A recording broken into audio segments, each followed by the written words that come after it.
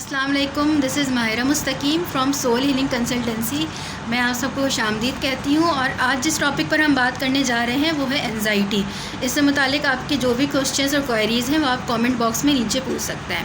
تو ہم اسٹارٹ کرتے ہیں اینزائٹی. اینزائٹی جو ایک بہت ہی جنرل ٹرم ہے اور ہم نے اکثر یہ نوٹ کیا کہ ہمارے ارد گرد بہت سارے لوگ اس بیماری کا شکار ہوتے ہیں، لیکن ان کو یہ نہیں پتہ ہوتا کہ وہ کس چیز سے گزر رہے ہیں اور اس کا جو ہے وہ علاج کیا ہے. تو اینزائٹی ہے کہ اینزائٹی کو اگر ہم عام زبان میں کہیں تو اینزائٹی ایک گھبراہٹ، اور اینزائٹی میں مبتلا شخص جو ہے وہ ہر وقت بہت زیادہ پریشانی، گھبراہٹ اور خوف کا شکار رہتا ہے.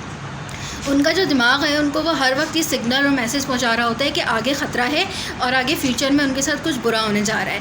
اس کی مثال میں اس طرح دینا چاہوں گی کہ اگر اینزائٹی میں مبتلا شخص کو اگر کسی جاب انٹرویو پہ جانا ہے تو اس سے پہلے وہ بہت زیادہ گھبراہٹ کا شکار ہو جائے گا اور بہت زیادہ خوف کا شکار ہو جائے گا کہ اس سے یہ انٹرویو نہیں ہوگا اور وہ اس جاب کو ڈیزرو نہیں کرتا. اس کو ان سب سوچوں کی وجہ سے وہ بہت زیادہ مضطرب نظر آتا ہے.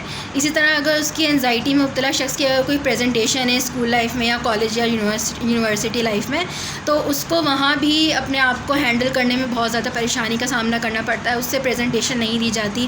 اسی طرح اگر اس کو کسی ایونٹ میں جانا ہے، نئے لوگوں سے ملنا ہے، اور کہیں اپنے ایون اینزائٹی میں یہ بھی ہوتا ہے کہ اگر لوگوں کو اپنے کزن سے ہی میٹ اپ کرنا ہے تو ان کو اس میں بھی بہت زیادہ اینزائٹی فیل ہو رہی ہوتی ہے کہ وہ آخر کیسے لوگوں سے ملیں گے اور کیسے بات چیت کریں گے. تو اگر ہم بات کریں گھبراہٹ کی، کہ گھبراہٹ تو ہر انسان کو اپنی ڈیلی لائف میں ہوتی ہے تھوڑی بہت. جیسا کہ میں نے آپ کو کہا کہ اگر کوئی بھی جاب انٹرویو ہے یا مجھے نئے لوگوں سے ملنا ہے یا کسی بھی ایونٹ میں مجھے جانا ہے تو اس سے پہلے گھبراہٹ کا ہونا ایک عام سی بات ہے.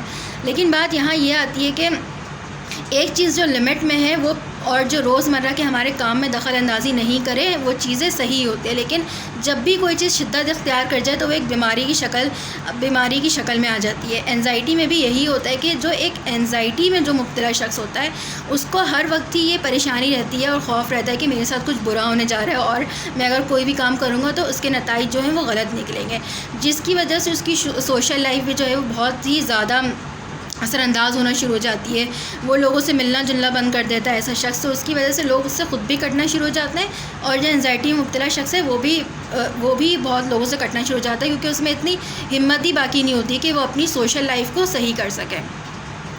اب اینزائٹی کے سمٹمز کی طرف آتے ہیں کہ جب ہم کیسے پتہ لگائیں کہ ہمیں اینزائٹی اور ہم اس چیز سے گزر رہے ہیں. تو اینزائٹی کی سب سے ٹاپ پر جو سمٹمز ہے وہ ہے فٹیگ، مینس کہ تھکن کا احساس کرنا. کیونکہ جیسا کہ میں نے آپ کو بتایا کہ اینزائٹی میں جو مبتلا شخص ہوتا ہے وہ ہر وقت ایک پریشانی اور ایک اضطراب کا شکار ہوتا ہے، خوف کا شکار ہوتا ہے، جس کی وجہ سے ان کی جو باڈی ہے وہ بہت زیادہ انرجی لوز کر رہی ہوتی ہے. ان کو بہت زیادہ انرجی کی ضرورت ہوتی ہے اور ان کو جو بھی ساری انرجی مل رہی ہوتی ہے وہ ساری اسٹریس، پریشانی اور جو ان کا خوف ہوتا ہے وہ اس میں چلی جاتی ہے.